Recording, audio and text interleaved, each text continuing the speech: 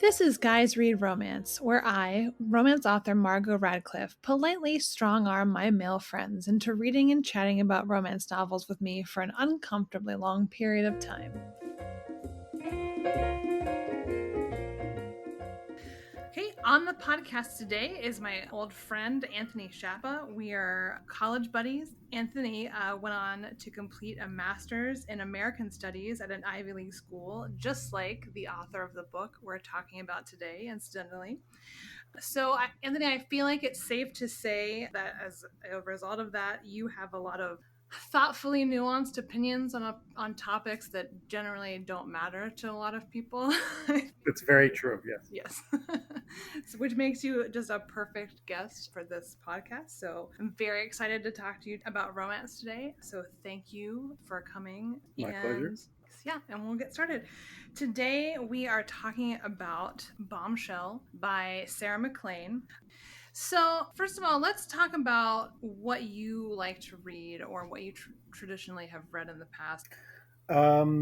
Well, I'm a big fan of like genre, so I was looking forward to this because I'd never dipped my toe in romance before, but like crime novels from the 30s to the 50s, westerns, and then the usual suspects like post-war European and American lit, like kind of with a sort of soft spot for the French and the Russians. I'd say so, James so Baldwin. sure, okay, Yeah, yeah. just get that one in there. um so if you like genre, there's kind of like a wide variety there, and westerns of course, which is kind of a genre that is really disappearing. I remember when I worked in a library, there were shelves and shelves of westerns all checked out by kind of older gentlemen, but over the years there's nobody writing them. You just don't see them new Right. ones come in or being written in any way, but those old ones still seem to get checked out. But I in talking to some of those men, some of them actually did read romance, so which I thought was interesting. So like, tell me why you haven't at this point read romance. I never thought about it till you asked it, and then I thought they were until I've read it just now for this. I would say because it just seems like it's not for straight dudes. I see that I was wrong about that now, which we can get into. But yeah, it just seemed like it was just not for me. Like wasn't created for me. I mean, not my taste, but it was not something that was like created for. I was not an audience for that kind of literature. Why do you suppose you thought that? Just I don't know. Just I don't know, like just very kind of old fashioned notions. But then I was recommended Villette, and that was maybe the first time I was like, oh okay, I was wrong about that. Sure. So, do you think the packaging is what made it, or do you think it's like public, what you know about like just pop culture, and like this romance is not for guys, that's for women? Or was it based on things that you saw, or rom-coms that you saw on television, or like movies or whatever? Or is it just kind of all those things? Yeah, just kind of all those things. Like, who am I going to talk to about my romance fandom? Well, a lot of At the people. time, A lot of and now people. like I'm saying, now I realize that's dumb to say that. But like before, when I was like, maybe younger, I was just it's But are you doing other things to talk about them with other people? I mean, because I think it's fun to be like, oh yeah, let's talk about books, but I never find myself doing that really in like a real space. I mean, sometimes certainly, but I don't yeah. know. I don't think about that when I I listen have, to yeah. that. There were a few, not many, but there were a few people I talked about books with, yeah. Because what I in grad school it was like a heavy concentration in literature, so I was fortunate that I was around a bunch of solitary weirdos who like to talk about this stuff. Yeah, Sure. Fair enough. I went to school for books, and so I feel like probably I should think of that, but I don't know, it just, and I guess probably I do it and I just don't even realize it. But I guess it's not something that I think about when I'm choosing something to read, I guess. But anyway, all right, moving on. So, doing this game, and look, these games have not been successful so far. Hopefully this will be hopefully this will be better. I think I chose better passages. But all right, so this first one is, you're gonna try to guess who wrote it. It's a sex scene. I apologize ahead of time, but you have to guess who wrote it, a man I apologize ahead of time as or well. a woman. All right. Okay. This is okay. Wait, who? Wait, who? Wait, with author? You just have to get, you don't have to tell me who the author is. I'm going to read you two passages. You Okay. don't have to say anything until I've read both of them, but then you have to guess which one was written by a man and which one was written by a woman. Okay. We good? Yeah. Okay. First one is, I roll her onto her back, take my jutting cock in one hand, and rub it up and down through her soaked folds. Looking into her eyes, I growl, "Who do you belong to?" "You." It's barely even a whisper, but I heard it. So did my cock. A surge of electricity shoots from my balls to the crown. I grab her hips and shove my dick deep inside her. So that's passage number one. Passage number two. I'm hard and deep inside her. This is exceptional delivery, by the way. Thank you. I've thought about it. Hard and deep inside her, fucking her on the bathroom sink, her tight little black dress still on her thong, on the floor, my pants at my knees, our eyes locked, our hearts and souls and bodies locked. Come inside me. Come inside me. Come inside me. Blinding, breathless, shaking, overwhelming, exploding, white God. I come inside her, my cock throbbing, we're both moaning, eyes, hearts, souls, bodies, one. One white God, come, come, come. I close my eyes. One white god. One white God. I, Whoa! What kind of? I close my eyes. Hey now. Let out my breath. Come. That's that. So, yeah, that was crazy. There's a lot of subtext there. A lot of meanings. Just that the syntax. It's, I want to say because there was more focus on genitalia that the first one was written by a man, Uh-huh. but then I feel like that's the obvious pick. So I will say the second one was written by a man. Is that your final answer? Yes. All right. The first one was written by a woman, and the second one was written by a man. So you were correct. The first one was Carnal Urges by J.T. Geisinger. Mhm. And she's a very popular indie author. And it's, I mean, She's giving the people what they want. and then some. But that's, yeah. She's getting a lot. All right. And then the second one was Katerina by James Frey. So that's Is on a that. watch list? So what? Is he on a watch list? I like when I read that, I was like, this is, I mean, James Frey he's like a super pop, was he not, is he that guy that did the memoir that Oprah recommended or something? I mean, like, he's got huge. Oh, a million little pieces of shit. Yeah, but like, I was just like, how did this, I don't understand it, but whatever. It's, guys are weird. Okay. We are talking about the book Bombshell today by Sarah MacLean. And just a little bit about her. Like I said, she got her degree in American Studies, like you. She is a 14-time New York Times bestselling author and USA Today bestselling author. She is a 2-time winner of the Rita Award, which is like the big romance writers award. And she's gotten starred reviews from Booklist, Kirkus, Publishers Weekly, and Library Journal. So, kind of in other words, she's like big time. She's like probably I would say the second or third largest historical romance writer out there writing today.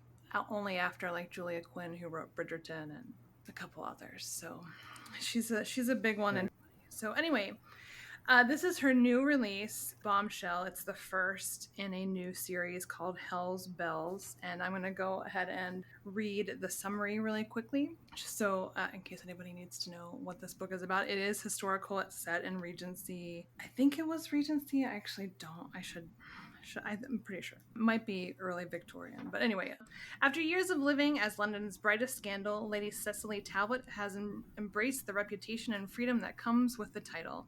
No one looks twice when she lures a gentleman into the dark gardens beyond a Mayfair ballroom, and no one realizes those trysts are not what they seem. No one, that is, but Caleb Calhoun, who has spent years trying not to notice his best friend's beautiful, brash, brilliant sister. If you ask him, he's been insane about it, considering the way she looks at him, and the way she talks to him, and the way she'd felt in his arms during their one ill-advised kiss. Except someone has to keep Cecily from tumbling into trouble during her dangerous late-night escapades, and maybe close proximity is exactly what Caleb needs to get this infuriating, outrageous woman out of his system. But now Caleb is the one in trouble because he's fast realizing that Cecily isn't for forgetting, she's forever, and forever isn't something he can risk. Okay, let's get into this.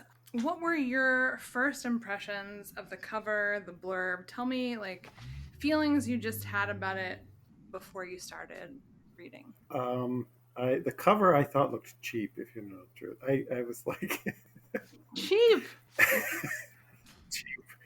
Yeah, it's because the photo of a sort of conventionally kind of blandly beautiful woman, and because I remember like going into bookstores as a kid, or like going into the newsstand with my dad would buy cigars, and you would go through and there would be like various sort of pulpy paperbacks, and you'd have the bodice rippers, and there would be like looking back on it, I feel like there was an eroticism on the covers that wasn't really there for me on this cover. It was just kind of very staid almost in comparison. See, you want like more advertisement. You want just naked people on the covers.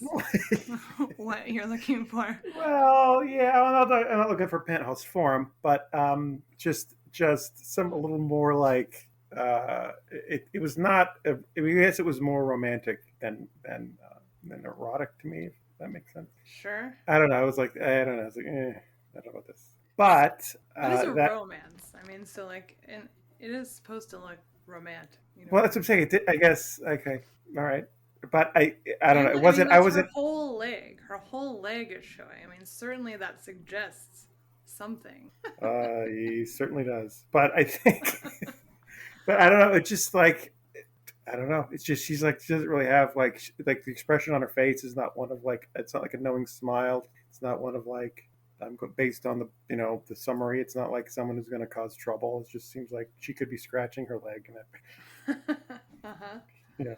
So you wanted more personality from this person, is what you're Yeah. saying. All right. Fair enough. Not a comment on the person and how she looks. It's like more just how it's presented. Sure. Yeah. Sure. It's fine. It's fine. Okay, so that's okay. So you went in thinking like she's going to be boring, or maybe this had you feeling like it's just going to be a story about some girl whose leg itches, apparently. Yeah. I thought it was going to be a story about a girl whose leg itches. I mean, it's just it did not draw me in. I didn't look at it and think, oh, okay, this is Sure. She looks like someone famous, and I can't pinpoint who it is, but that is what I kept thinking about it. I think it's pretty, but I guess there is a disconnect, I think, in a lot of romance novels between the cover and the characters in general. And, in my personal experience is that I have no say in what goes on the cover of something. Now, I'm sure Sarah MacLean did.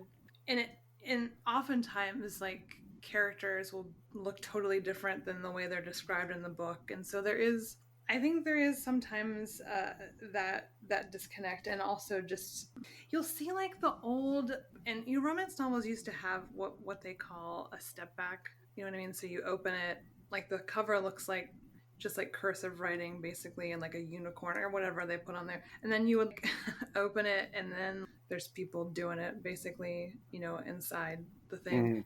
And those are gorgeous for the most part, but they have in the switch to like not step back to where the cover is just here, they have gotten more like less, I guess, what's the word, polarizing, so this can be on any shelf. It doesn't have to be a secret anymore, right?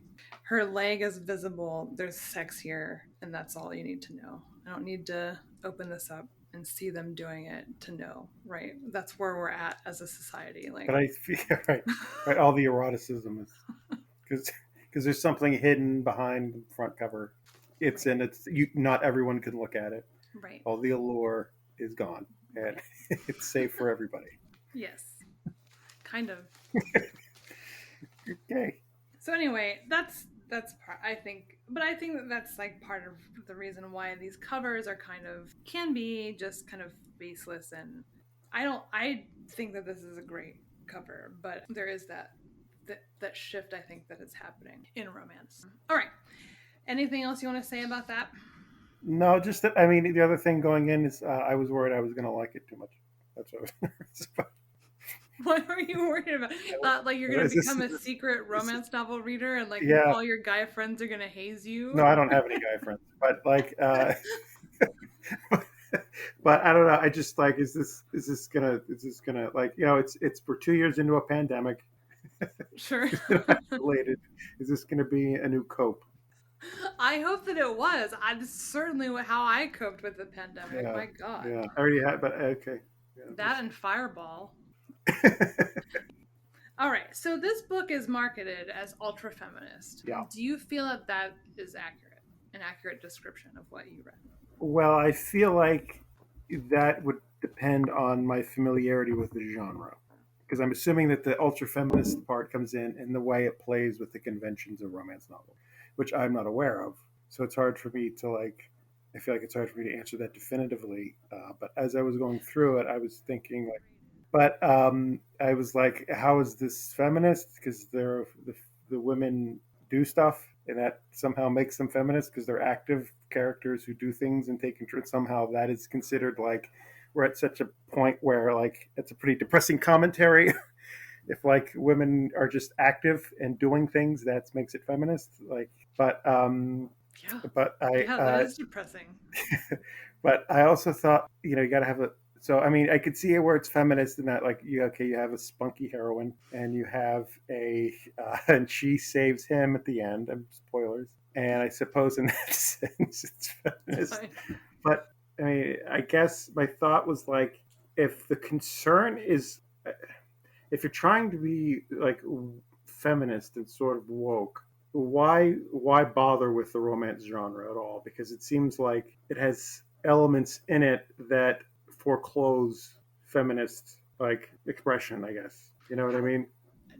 Nope. Explain what the elements are that foreclose Well, feminist expression. it seems like it seems very like it seems very constricting. Like you have a heroine. At the end of the day, it's still like a heroine who's saved by a rake, if you will, and it's just I guess it seems like an odd genre to like express to tell like a feminist story or convey like a feminist or woke I don't know theme or message or whatever. Do you think, first of all, I've read a lot about rakes. I don't know that Caleb in this particular novel falls under what a definition of a rake would be. Sure, yeah. He seemed not to be, spreading his stuff all over town, but like, and there's no syphilis about it, or like, you know what I mean? He was fine. He seemed like, kept it together. But how was she? I mean, like, in what context was she saved by him? I think like on a surface level, she saves him from the whatever. But the emotional rescue. I mean, I suppose it's like they are the only way that they can heal or the only way they can like love or experience love is by like knowing each other fully and opening Mm-hmm. themselves up to each other fully. And I feel like that like just based on like rom-coms or like passing familiarity with romance like I didn't understand how where this was a departure um, from sort of like from a romance sort of arc or whatever. Well, does she not physically? Wait, maybe she saves him or whatever. Whatever fix he gets him, whatever happens at the end, and she saves him. But does she also not save him emotionally? Do they also not save each other that way? Yeah, sure. I mean, I think that in itself is kind of a feminist ideal. Like, we're not passive in a relationship. I think to a certain point, women are relegated to that. Like, oh, we're just waiting for somebody, and like mostly we're like just not. We're just to be an equal partner in something. I think especially in Regency times, to portray a woman that way is unfortunately, falls under kind of a feminist arc. I mean, like, we're not, I don't think, especially in that time, that women were at all equal partners in any way, emotionally, financially, culturally, like anything. So I think if you're looking at it like that, I think it was a portrait of somebody who also wasn't defined by society's rules for women at the time. So I think there's that kind of feminist Right. aspect to it. Yeah, I mean that makes sense. But it's how is like if they save like each other sort of emotionally? Is that? I mean, is that? I mean, maybe I just don't understand the genre, which is probably the case. But like, is the how does that? How is that? How is that like a feminist spin on romance? Isn't doesn't that? It seems like it's fairly common to romance novels. Well, I think that I think people believe that, like I said, that they're active participating, and that's the step in the forward direction here. Like, there's a difference between just like waiting for somebody and falling in love and like, oh, this is happening to me and it's great, and between that and like actively participating and like, Well, she this was is kind of who I waiting for want. him, though. I mean, Well, she wasn't like literally waiting, like just being prim and whatever. There's a playing pianoforte or well, whatever, but like she was living her life, well, but she was waiting for him. right, but didn't she? I believe that, I could be wrong, but I think that she went after him for, like, I think she kissed him first. I think that like she was the aggressor in the beginning. Like, she was like, you are it. Let's do this. And he was like, I'm not even an American. I got to get out of here. And so then she backed off because, she didn't want to Me Too him. Uh, You know what I mean? yeah, I mean, when they first met though, that was in the garden, and it was a cover, right, for something that she had done. Maybe I can't. I honestly, I can't remember. But I think that But that's like, but I think that that's like a thing. Like, why it shouldn't have to be a question. Like, why would somebody would choose romance to have a feminist voice? I mean, like, romance is by trade like feminist, and we're in like the whole narrative is about a woman making choices, which is unheard of in most other books. Like, any book that you read, like, women are just dying or bad things happen. Like, somebody a was talking about romance novel, you mean?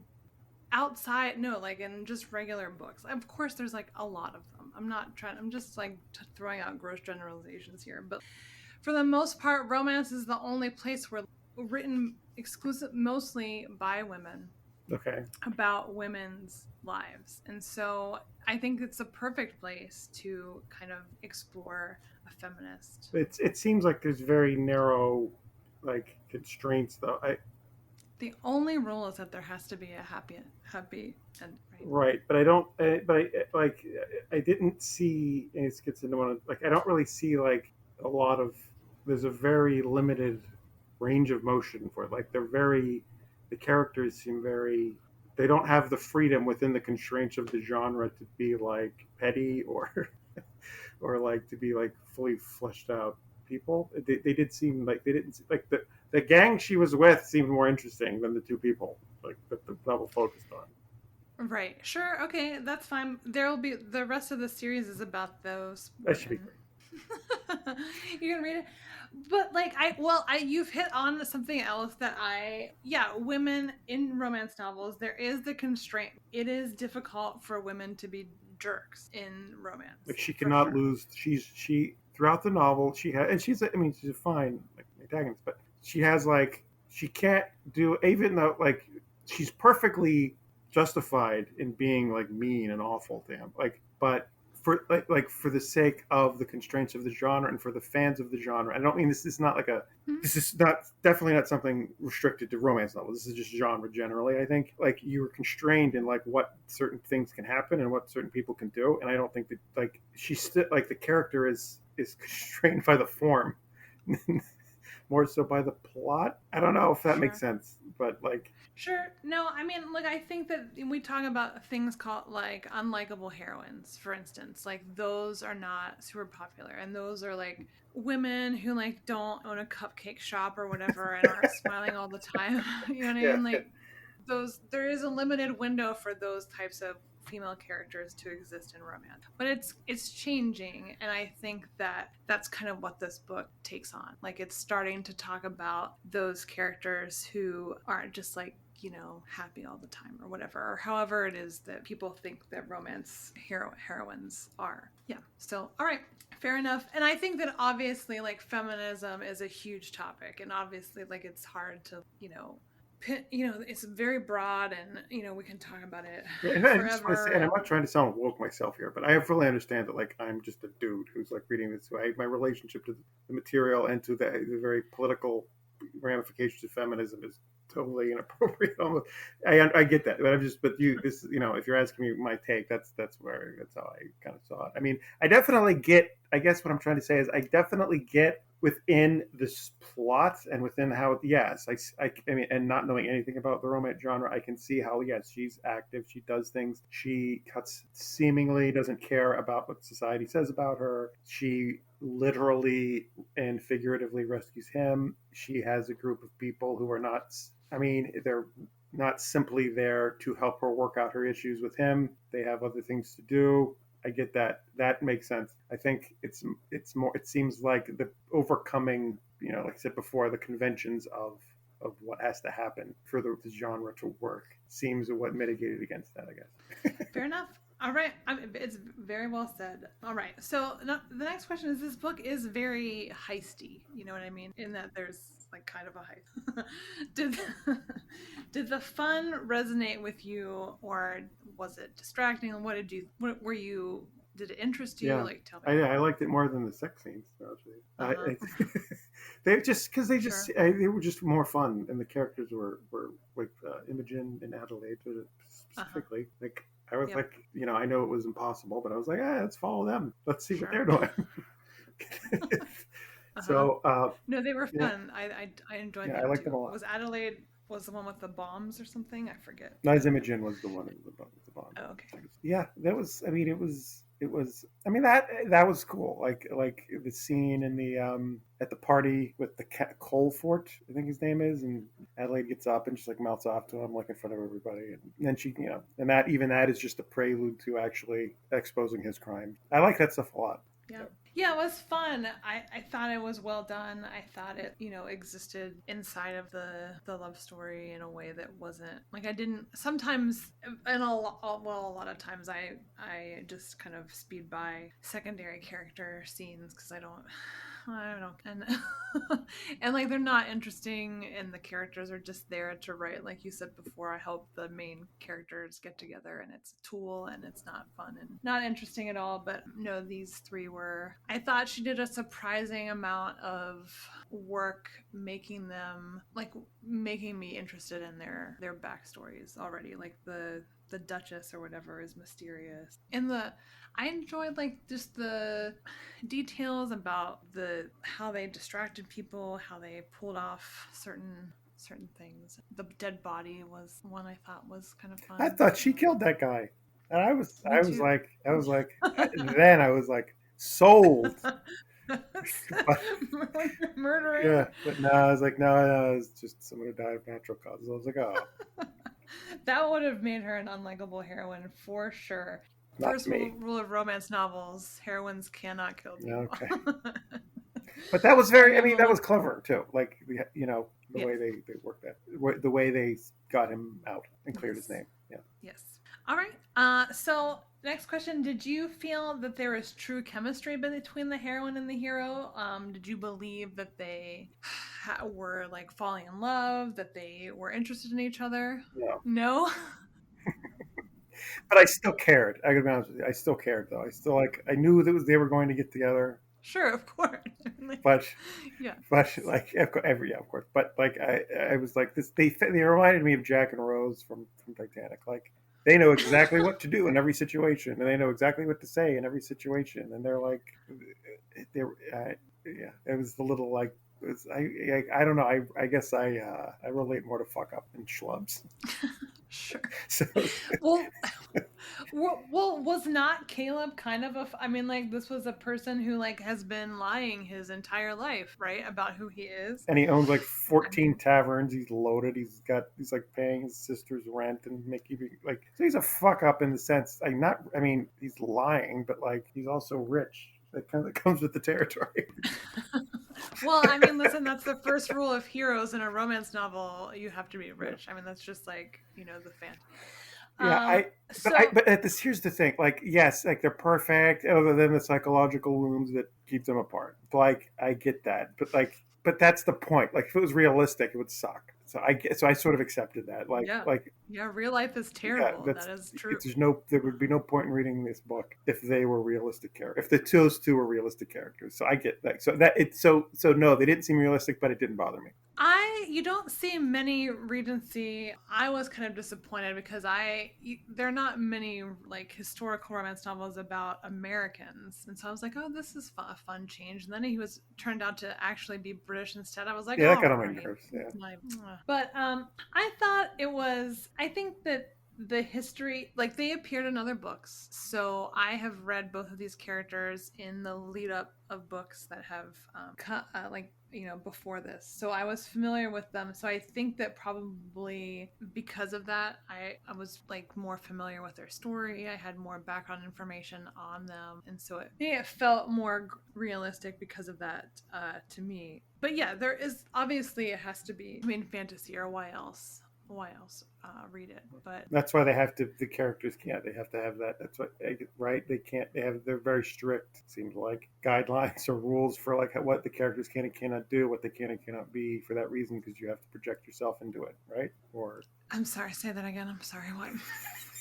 There have to be rules for how the characters act because if they're too Sure. specific, if they're not generic, you can't project yourself into them. Right. I mean, people say that. They say that a lot. And like there is that the rules, I think, is a severe word for it, but they're like just anything. But that's true of like anything that we're watching or viewing, right? If it's too specific, it's alienating, right? I mean, like, and so yeah, you try to stay away or you try to generalize, but these characters are very specific. I mean, like, and they're fully, I feel like fully, at least for the 400 pages that they are, and in a heist, they are well developed characters. I mean, like, they have very clear motivations, personalities, like whatever. So yes, but also I don't think that takes away from the craft involved in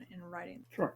And I don't think they have to be, but yeah, people, it's definitely a thing. And it goes back to what I just said before. Like, you can't write unlikable people, but also they have to have a personality. It's not like, Right.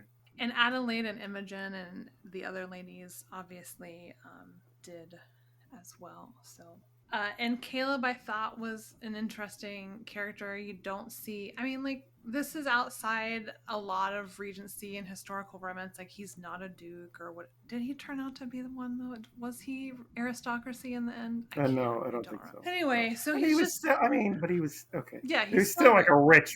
He Yeah, may as well have been. He just sure. didn't have the title, but he was still like loaded, and he could live a life of guess, leisure. but I mean, it was like he's still kind of perfect, I guess, but except for he lied about saving his sister's life. he's not perfect though. I mean, that's a thing. Like, there are annoying things. He's always wearing that hat. I don't know. All right.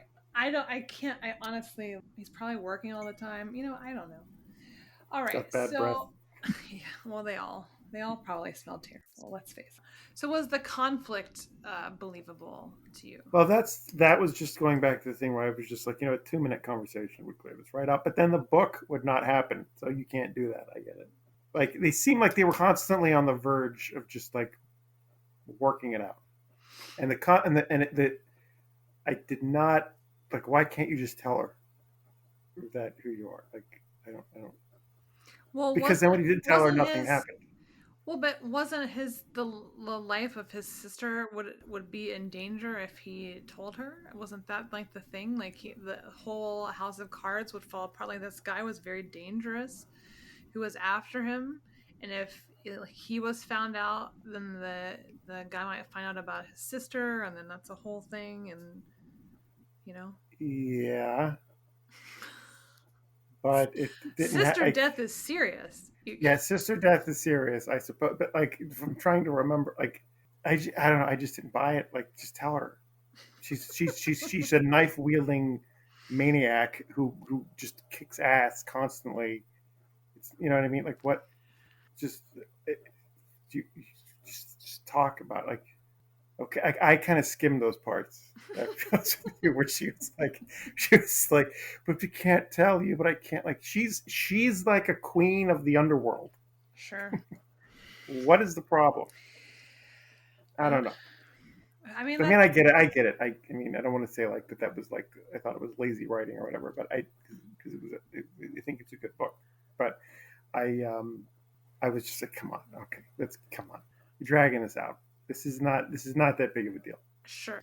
I think that she did a good job of making it entertaining too. I mean, Yeah, like it was very yeah.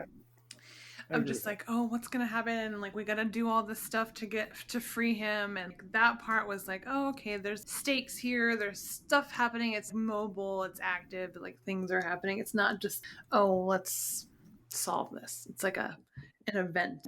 So I thought it was fun. Okay, it's so saying this book spends a lot of time focusing on a girl gang with kind of which each woman is in possession of a different specialized skill. We kind of talked about this. And it's loosely based on a real life gang of female criminals. Do you find that compelling? Did it make you like want to go research old timey female gangs? Like, tell me what you thought about So that was my favorite part of the book, that. Yeah. and I thought they were interesting. I mean, the kookiness factor was a little was could have been dialed back for my. It's a taste thing, but a little kooky. But they were my favorite characters. I liked them a lot. And when I read the afterword where she said they were based on real people, yes, I did want to look them up. Yeah, that was very entertaining. They were like the way they played off each other. She conveyed like a real warmth and believability there. Still within the realm of fantasy, yeah, but like it was still. I looked forward to those parts when they were there, yeah, because Mm-hmm. they seemed relatable in a way and I cool, like because they were into cool shit. Yeah, sure. Blowing stuff up is always cool. Yeah. But then they weren't. Those are not typical, right? Female romance novel heroines, right? And going back to that whole feminist thing, the short kind of, I think they describe her as like not thin or whatever. That's not something you see a lot in romance novels, especially in mainstream ones as big as these ones are. Right. Um, so it is getting into areas that are kind of pushing the bounds of like what we think of as romance and what we think of female characters in the genre. And they are kooky. They were like super super quirky, which and as I say it, yeah, that's scary to some people. Sometimes it's off-putting. Even I'm like, oh, is there gonna be a character that like collects a lot of things? Because if so, like I'm out. Like I think that's weird. I don't like people that collect a lot of like useless things. Like it's just gonna go in like I can't deal with it. So like these are people have these weird predispositions to things, and like one detail can be like I'm out. Like you know what I mean? So that seems very constricting for the writer. Sure, sure, yeah. But what are you gonna do? You're just gonna write what you want. I like for a long time I didn't really, I don't think that in the process of reading something, like I'm not imagining, like consciously imagining myself as the character. Like I'm just enjoying this like this thing. Well, that's not necessarily what I mean by projecting yourself into Yeah, it. Like, I just mean like you have to relate to what's happening, sure. have some empathy or whatever. But Yeah. Anything else you want to say about that? no, Okay. So, in your opinion, was the sex scenes, were they satisfying, well written? Was it what you were expecting, having never read a romance novel before? I think I was. I think I was expecting it to be more porny, I guess. But Uh-huh. Historical is kind of light on yeah, yeah. this. But it was. I mean, it was well written. It was. It was. It seemed a little vanilla, but that's okay. Although, except for one thing, I thought that the scene in the broom closet Mm-hmm. where he's like, "Tell me about you know, spying on the servants when they're fucking," Uh-huh. and I'm not going to keep going unless you tell me. Like that was a little kinky. Right. Like that. Like I was. That surprised me because it wasn't just like, "Oh, we're in love." It was like, "Tell me about this sexual experience you had when you were a child, observing other people." Right. I don't remember that, but I believe you. And yeah, I think that, That was it. It was interesting. It's not a criticism. I yeah. thought it was. I was very genuinely surprised by it. Hmm. Yeah, I think that can be a little vanilla in Regency, in historical, just mass market books. And I think that Right. like the indie genre is kind of really exploding right now, and it definitely more porny. But Right. Like the Rob Gronkowski, what? the Rob Gronkowski genre. Did I send you that? No, I've been waiting for it. Oh, did I tell you about it? You told me about it. Oh, Yeah. okay. Because I tell a lot of people about it. Because That it is seems remarkable. It's amazing. that seems pretty great. And he read it on, I think, like Jimmy Fallon or something. He read like a passage of it out loud, completely just like Rob Gronkowski. Just, it was. You should YouTube it. It's something else. It's like literally something. It is. Now you described many uses for the football. Yeah. Oh boy. Some Oh boy. that just are impossible. All of them are impossible. Just it's crazy. But all right, but you found you just so you could take them or leave them is basically what you're saying. They were well constructed, and they were. But yeah, a little vanilla, That's all. But they were well done. Excuse me. And I mean, the point of them, right, is to bring the characters closer together, which I think that they do, and to have sort of an emotional component. Like we're not just fucking in a broom closet, even though like we are, but it's like a thing that's happening. We're getting Right. closer in this whatever. There were parts of that rang true to life as well, like describing their emotional states and like I have to knowing that like something this is not going to last, but I have to consciously banish that thought from my mind right now because I experienced this moment because it won't be able to enjoy it otherwise. Sure. Like it's stuff like little just emotionally nuanced things like that. I thought were Right. rang true. Mm-hmm. I actually think she's an author that does a really good job with those kind of finer things and like more subtle emotional things and kind of very specific and small moments. I think she does a good job of painting a large broad picture, but also kind of bringing it down to those kind of smaller details between the characters. So okay, did the whole thing deliver high romance the way you assumed going in? Yes, it did. I don't I was expecting um, a little. I don't know. Like I was surprised at how engaged I was by the story. I know. I just said like 10 minutes ago that I thought they were cardboard cutouts or whatever. But I actually halfway through, I mean, I did find myself kind of giving a shit Sure. about what happened to them. Yeah, even as I was like, man, that's ass. I still gave a shit about what happened to them. Yeah. So I mean, Why do you think that was? that I cared, Mm-hmm. other than whatever my own personal issues that I have going on that I'm working through right now. I guess. Then I think I don't know. I guess I don't. You don't see many just like unambiguously happy ending, Right. and I'm not used to that, and I genuinely, unironically enjoyed it. Sure. Yeah, it's amazing. And I mean, like, I don't think that my romance reading was undercover for a long time, right? Because I mean, like, I don't know that I feel like a typical romance reader. I don't think that it's something people would think that I was upon meeting me. But there's like a thing about it that it's just, and it's not to say that it's simple, but I like knowing how it ends. I enjoy like not having to be emotionally wrecked at the end of it. Like like it's just this happy thing that might happen, and it's simple and easy, and but it's not easy for the writer. That's not what I'm saying. But it's like as a reader, like Sure. when a writer is really good at it, it's lovely. It's like, oh, okay, this can exist, this pocket of just easy time. So anyway, It's safe, and I don't mean this is like this sounds like coming. It's safe, and I mean that in a good way. It's like it's because, like you said, you're not emotionally wrecked at the end of it. You know going in that your emotional investment will be paid off. You're safe in the hands of the writer. right, Not that that's you should only ever invest in that, right, but like everybody needs that for sure, and that's yeah. right. And like it's on the writer to deliver that. I'm never, and like Sarah MacLean is never gonna let you down. You know what I mean? That's the covenant between author and reader of romance, right? Where it's gonna be what you need, right? So anyway, all right.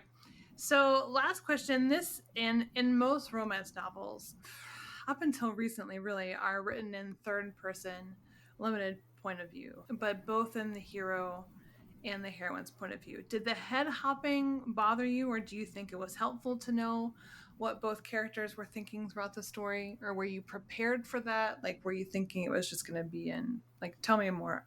What if you had any thoughts on that? Yeah, it was helpful. Yeah, it was very helpful to like understand what they were both thinking. Because then I'd be like, cause otherwise you'd be like, why is this guy acting like such an asshole? But he would be an unlikable character if you didn't weren't inside his head. But what I thought she did that I thought was interesting is that it's almost like her voice came. I mean, I guess it's obvious, but like she kind of united the narrative through her voice. If that I don't know if that Mm-hmm. makes sense, but like I felt like even when she would describe what they were thinking, and then she would say something in italics, but there was nothing in quotes, or there was nothing that was explicitly saying that was what. It just seemed like a descriptive paragraph, and then it would kind of turn into, oh wait, it sounds like what he or she could be thinking, and then comment. And like, there was very little separation between. Okay, now we're in Cicely said, now we're in Caleb said, now it's the author talking. Now it it, it all kind of bled together, and Mm-hmm. I mean that made it interesting. Yeah, kind of united them. I don't know. It felt like it seemed seamless to me. Mm-hmm. Okay. Cool. And in when you were in his point of view, did you find like did he think like how you think guys would think, or was it to you like this is obviously like a woman transposing what she thinks guys think on a male character? Well, I mostly know scumbags. So, but just, Sure, that's but not true. I'm just kidding. Just kidding. But I know part. I mean, other than like, what's your problem, dude? Just tell her. Right. But like, other than that, no. I mean, no. It didn't seem like a woman like trying to just like write for a man. It seemed authentic. Did you relate to him as a like just a dude? No. When why not? Because it's just so I don't know. It's just so. I mean, I guess a little bit. Like, and she in that this is a bad situation because I like this person, and I suppose I can't be honest with this person because then they're just going to say this. Like, the best thing for me to do in this situation is to just shut my mouth and get the hell out. That is a very guy thing, I think, Sure. in many situations. It's not the right thing necessarily in every situation, but yeah. So that was relatable, yeah. So like instead of maybe dealing with a problem, just like leave. Right. It's very Because you feel like you have to, not out of not out of like because I can't deal with this, or I don't want to, or I'm afraid of my emotions. But like there is a reason outside of this relationship that if this will go sideways. Gotcha. All right, fair enough. Any other thoughts about this book? And that's good to know, because I often like read it and I'm like, and even when I'm writing, I'm like I'll try to like, bro up language, and then I'm like, this is not realistic, and so I always wonder like what's a good middle road of sounding like a douchebag and like have actual guy thoughts or whatever. So that's interesting to know. Okay, so after this experience, do you think that you'll read or watch more romance on your own? It's possible. I don't know. I might. What? I don't have. Like, I don't. I wouldn't know where to begin. Uh-huh. But I'm not. You know what I mean. So it's hard for Right. me to say. Oh, definitely. But Do you uh, do you think that you liked the historical aspect of this more than the romance part? yeah, they gave it some flavor. Yeah, they gave it some Uh-huh. flavor. Yeah, yeah. And I will say actually, just to go back for a second, I think that once they did kind of get it off their chest, I found it very refreshing that they could be very direct with each other about how they feel and how they love each other. Because I don't think, in my experience, that is not the case. Yeah. That people are comfortable with that level of emotion, Yeah, feelings are hard.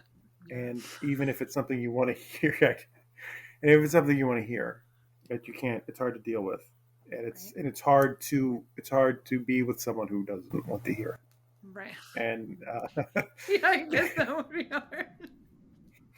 and uh, I suppose, and so it was that was it's part of the I guess the safe fantasy to project yourself into, and maybe that's kind of what it is. Like you're able to work out and negotiate these these I guess problems or in a fantasy realm, Sure. and it helps in some way, I guess. Oh, I mean, everything I know about emotions I've learned from romance novels. That's just not that's like not like that in the Real Housewives. Like I don't real life is like a nothing. I have no idea how to speak about, any like sort of emotions in any sort of real way. The things that romance novels do is so well is right. They create a safe space and those people give each other, right? They're set up in a way that at the end they're giving each other exactly what they need, right? And each character is narrow enough in this space and time to know what they need, right? And then they've told this other person in some way, whether it's through like action or just straight out like, hey, this is what I need, and this person's like, okay, this is what I'll do to. And that's so unlike real life because we don't for the most part in real life even know what we need to even be able to communicate that in any sort of real way because we need tons of different things, right? We need like a lot of stuff to be functional, like on an emotional level. So that's a whole complicated thing. Where the beauty of romance is like this is a single issue narrative, and we're gonna get through it, and you're gonna give me the things that I want, and it's gonna be great, right? Right. So that's a good point.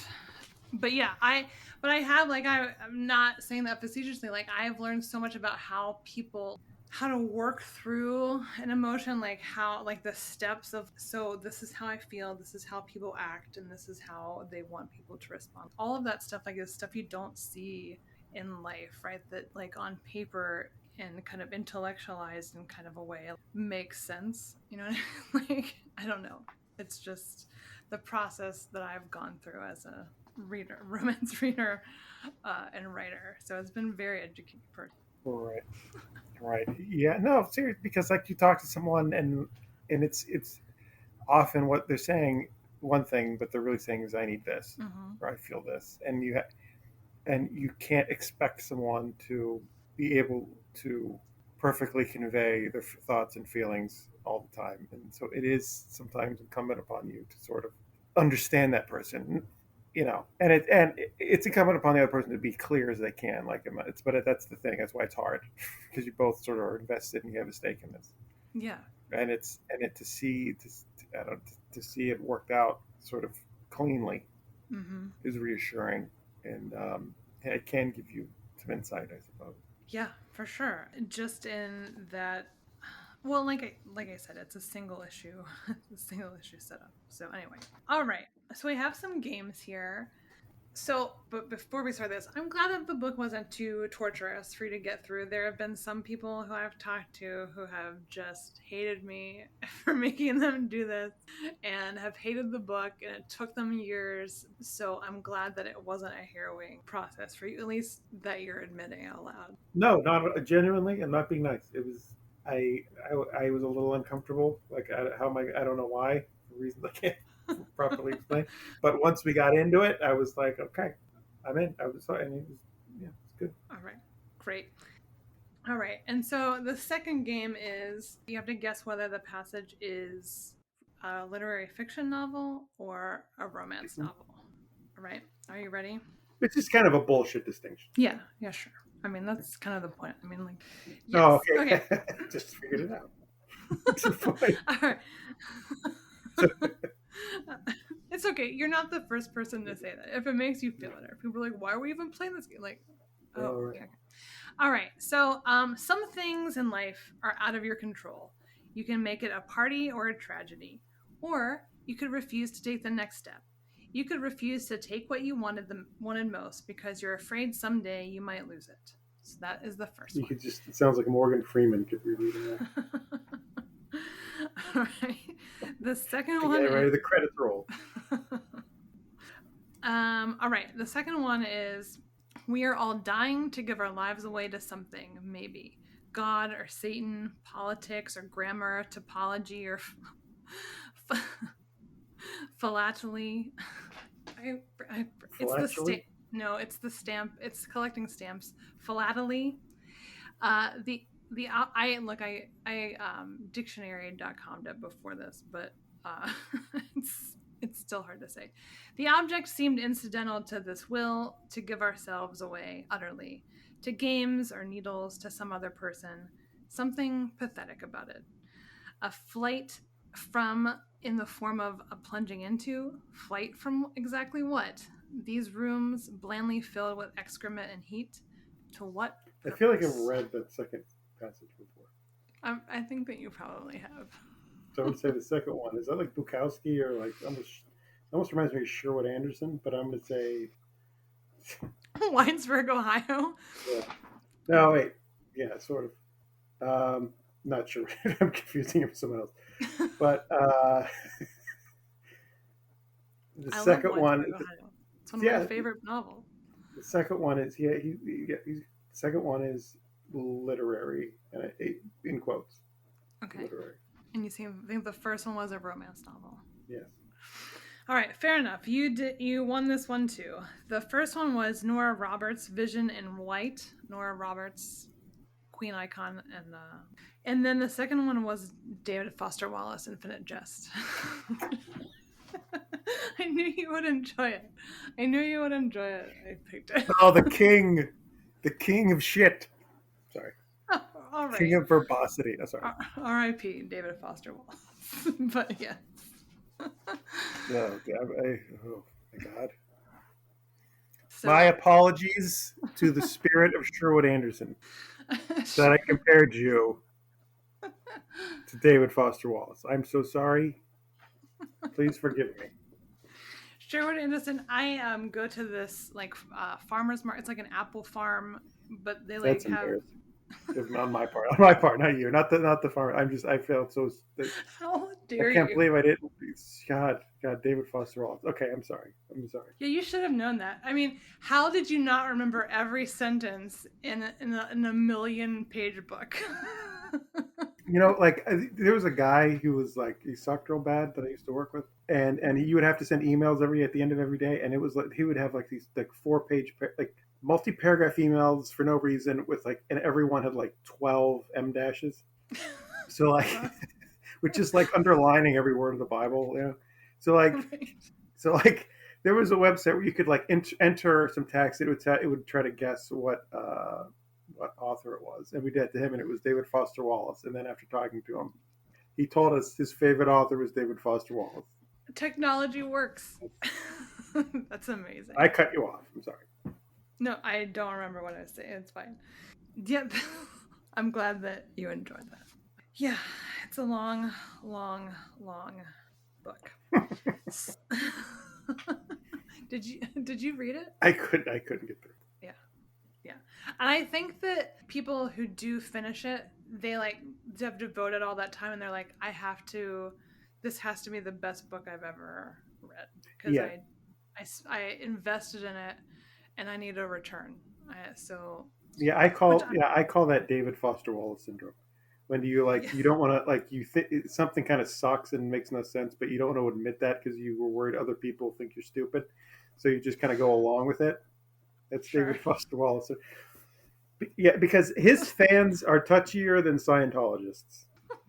If you so much as like mention that, yeah, I think he's a little verbose. Like they're like, "You're dead to me. You're fucking dead to me." All right, I he I mean is I fucking verbose respect. Yeah, yeah, for sure. I mean, like that's the first word one would probably use to describe. and horrible, But and he's kind of a horrible misogynist. okay. You can cut this part out.